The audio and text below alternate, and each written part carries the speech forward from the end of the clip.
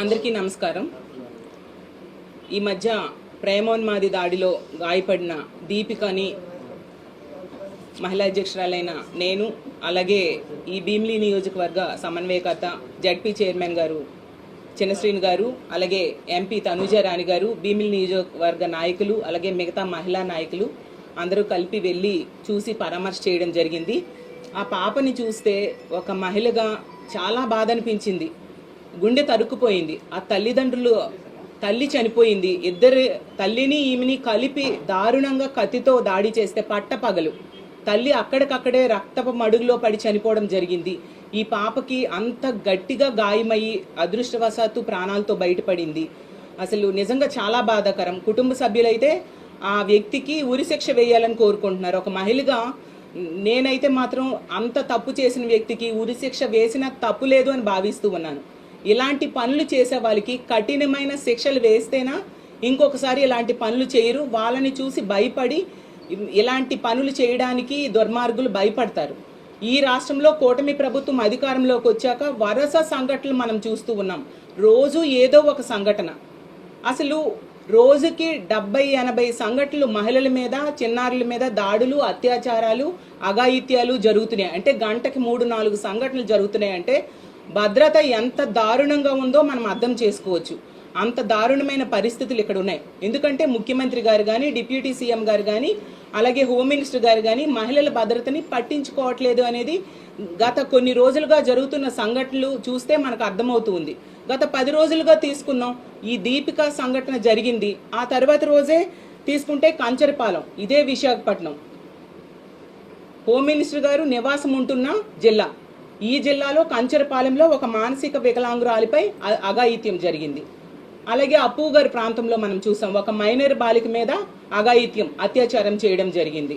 అలాగే చంద్రబాబు నాయుడు గారి నియోజకవర్గం కుప్పంలో గిడ్డగానిపేంట గ్రామంలో టీడీపీ కార్యకర్తే ఒక మైనర్ బాలిక మీద లైంగిక దాడి చేస్తే ఎంత ఘోరం అంటే శీలానికి ₹1,00,000 వెలకట్టడం జరిగింది. సాక్షాత్తు ముఖ్యమంత్రి గారి సొంత నియోజకవర్గంలో మహిళల మాన ప్రాణాల పరిస్థితి ఎంత ఘోరంగా ఉంటే, ఎంత గతి పడితే ఇంక ఏమనుకోవాలి చెప్పండి.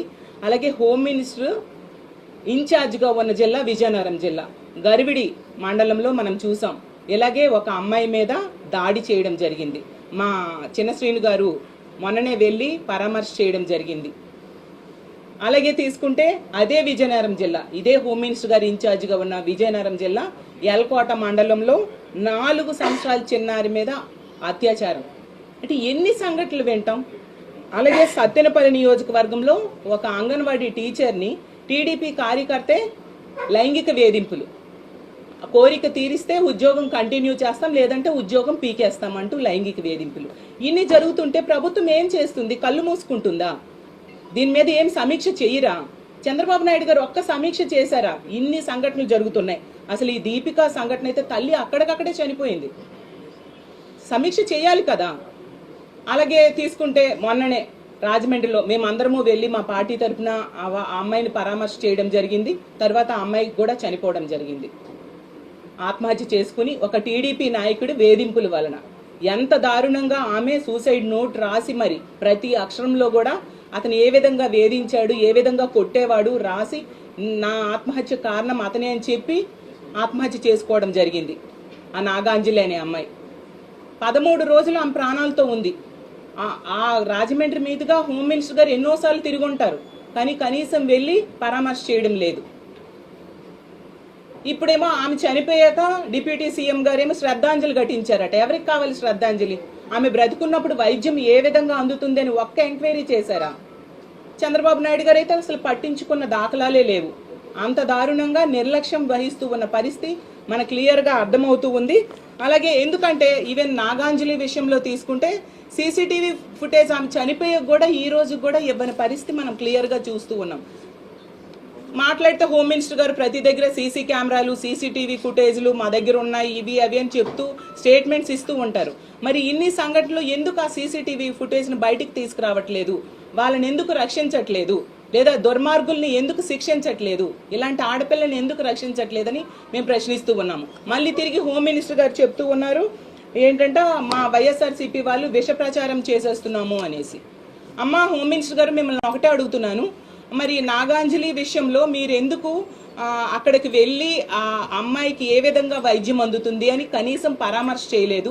నిజంగా మీరు నిజాలు చెప్పే వాళ్ళే అయితే సీసీటీవీ ఫుటేజ్ బయటకు తీసుకొచ్చి నిజాలేంటో బయటకు చెప్పాలి కదా. అంటే టీడీపీ నాయకుడు ఆ పని చేశాడు కాబట్టి మీరు వాళ్ళని రక్షిస్తూ ఉంటారా? ఈ కూటమి ప్రభుత్వం అధికారంలోకి వచ్చాక మనం ప్రతి సందర్భంలో కూడా నిందితుల్నే రక్షిస్తున్నారు, బాధితుల్ని ఆదుకోని పరిస్థితి మనకు క్లియర్గా కనిపిస్తూ ఉంది. అలాగే మన క్యాబినెట్ మీటింగ్ జరిగింది, ఏమైనా ఈ సంఘటనల గురించి కనీసం చర్చ జరిగిందా? ఎటువంటి చర్చ జరగలేదు సరికదా. రిషికొండ కోసం గంట పైగా చర్చ చేశారు. మరి అలాంటి వాటి మీద పెట్టే శ్రద్ధ ఆడపిల్లల మాన ప్రాణాలను ఎలా రక్షించాలి అన్న దాని మీద దృష్టి పెడితే బాగుంటుంది కదా. ఏకంగా సమాచార శాఖ మంత్రి గారే చెప్పడం జరిగింది, ఎటువంటి చర్చ ఆడపిల్లల రక్షణ కోసం క్యాబినెట్ మీటింగ్లో జరగలేదు అనేసి అతనే చెప్పడం జరిగింది. ఈ ముఖ్యమంత్రి గారు, డిప్యూటీ సీఎం గారు, హోమ్ మినిస్టర్ గారు వీళ్ళందరూ ఏంటంటే తమన్ మ్యూజికల్ నైట్స్ ఎంజాయ్ చేయడానికి వీళ్ళకి సమయం దొరుకుతుంది. అలాగే స్కిట్లు, వెకిలి చేష్టలతో స్కిట్లు ఎమ్మెల్యేలు చేస్తే దాని దగ్గరికి వెళ్ళి ఎంజాయ్ చేయడానికి, హ్యాపీగా వెకిలి నవ్వులు నవ్వడానికి వీళ్ళకి సమయం దొరుకుతుంది. కానీ ఆడపిల్లల మీద ఇన్ని ఘోరాలు నేరాలు జరుగుతున్నాయి, అఘాయిత్యాలు జరుగుతున్నాయి, వాటి మీద సమీక్ష చేయాలి, వాళ్ళకి పరామర్శ చేయాలి, కుటుంబాన్ని ఆదుకోవాలి, ఎక్కడ కనిపించదు. ఇన్ని సంఘటనలు ఈ 10 నెలల్లో జరిగితే మా జగన్మోహన్ రెడ్డి గారు వెళ్తారు అంటే వీళ్ళు స్పందించి మంత్రులు వెళ్తారు. మా జగనన్న వాళ్ళకి ఆర్థిక సాయం అందిస్తే వీళ్ళు సాయం అందించడానికి ప్రయత్నిస్తారు. ఏ ఒక్క సందర్భంలో కూడా కనీసం రూపాయి కూడా ఆర్థిక సాయం చేయలేని పరిస్థితి వీళ్ళంతటా వీళ్ళు ఇండివిజువల్గా. మా పార్టీ స్పందిస్తేనా వీళ్ళలో చలనం వస్తూ ఉంది. ఎంత దారుణంగా వీళ్ళు చేస్తూ ఉన్నారు. అసలు చంద్రబాబు నాయుడు గారు అంటారు, ఎన్నోసార్లు చెప్పారు ఆడపిల్లల మీద అఘాయిత్యాలు జరిగితే ఉపేక్షించము అనేసి.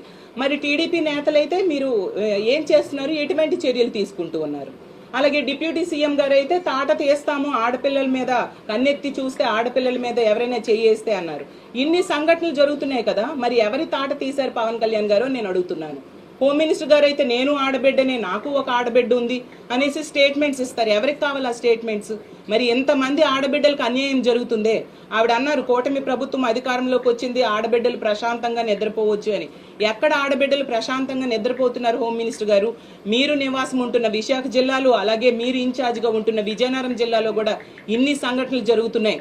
మీరు ఏమి చర్యలు తీసుకున్నారని అడుగుతున్నాండి. వీటన్నిటికీ కారణం మద్యము, గంజాయి, డ్రగ్స్ అయితే గతంలో ఈ రాష్ట్రంలో ఎప్పుడూ లేనట్టుగా విచ్చలవిడిగా దొరుకుతూ ఉండే పరిస్థితి.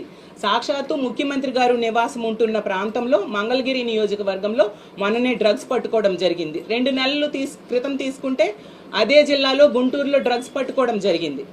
అలాగే గంజాయిని 100 రోజుల్లో రూపుమాపుతామని చెప్పారు. ఎక్కడ రూపుమాపారు? విచ్చలవిడిగా ఈ విశాఖపట్నం నుంచే రవాణా జరుగుతూ ఉంది.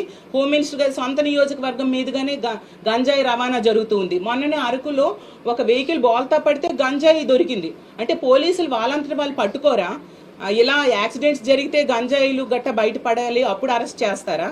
పోలీసులు ఎంతసేపు రెడ్ బుక్ రాజ్యాంగం ఏ విధంగా అమలు చేయాలన్న దాని మీదే దృష్టి పెడుతున్నారు తప్ప ఎక్కడా కూడా మహిళల మాన ప్రాణాల రక్షణకి ఉపయోగించట్లేదు అనే విషయం క్లియర్గా అర్థమవుతుంది. అసలు మొన్ననే మార్చి 30న రిపోర్టు చెప్పారు ఏంటంటే మద్యం అమ్మకాలు గత ఏడాది కంటే ఈ ఏడాది 9.1% పెరిగాయి అనేసి.